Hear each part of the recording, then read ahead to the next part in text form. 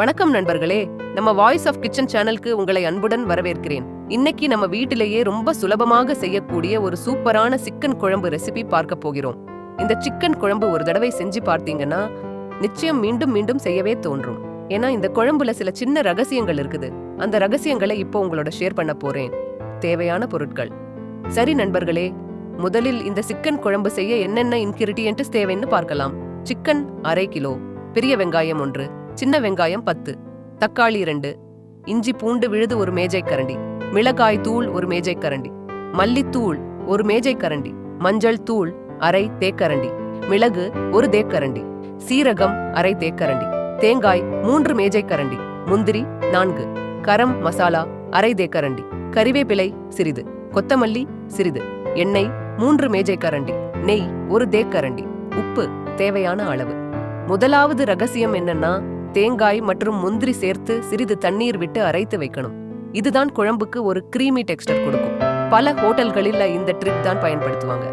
இன்னொரு முக்கியமான ரகசியம், ஒரு சிறிய கடாயில் மிளகு மற்றும் சீரகம் சிறிது வறுத்து அரைத்து வைக்கணும். இதனால் குழம்புக்கு ஒரு அருமையான வாசனை வரும். சரி நண்பர்களே, இப்போ நம்ம சிக்கன் குழம்பு எப்படி செய்வதுன்னு பார்க்கலாம். முதலில் ஒரு பாத்திரத்தில் எண்ணெய் ஊற்றி சூடாக்க வேண்டும். எண்ணெய் சூடானதும் கறிவேப்பிலை சேர்க்க வேண்டும். அடுத்து பெரிய வெங்காயம் மற்றும் சின்ன வெங்காயம் சேர்த்து நன்றாக பொன்னிறமாகும் வரை வதக்க வேண்டும்.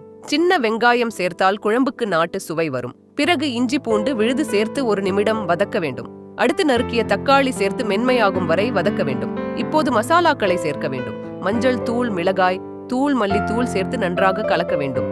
இங்கே ஒரு முக்கியமான விஷயம், மசாலாவை எண்ணெய் மேலே வரும் வரை நன்றாக வதக்கணும். அப்போதுதான் குழம்பு மிகவும் சுவையாக இருக்கும்.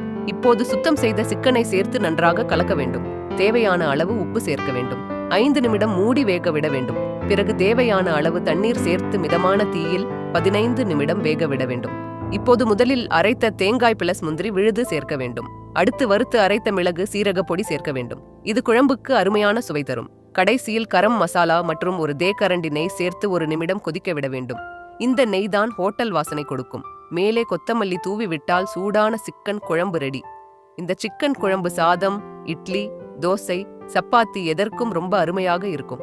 நண்பர்களே, இந்த ரகசியங்களுடன் செய்த சிக்கன் குழம்பு உங்களுக்கு பிடித்திருந்தால் ஒரு முறை செய்து பார்த்து உங்கள் கருத்தை கமெண்ட்ல சொல்லுங்கள். இன்று செய்த இந்த ரெசிபி உங்களுக்கு பிடித்திருந்தால் ஒரு லைக் பண்ணுங்க, உங்க நண்பர்களுக்கும் ஷேர் பண்ணுங்க. இன்னும் இது போன்ற சுவையான ரெசிபிஸ்க்கு வாய்ஸ் ஆஃப் கிச்சன் சேனலை சப்ஸ்கிரைப் செய்ய மறக்காதீங்க. மீண்டும் ஒரு சுவையான ரெசிபியுடன் உங்களை சந்திக்கிறேன். நன்றி நண்பர்களே. ஆண்டல் தேன் ஹாப்பி குக்கிங்.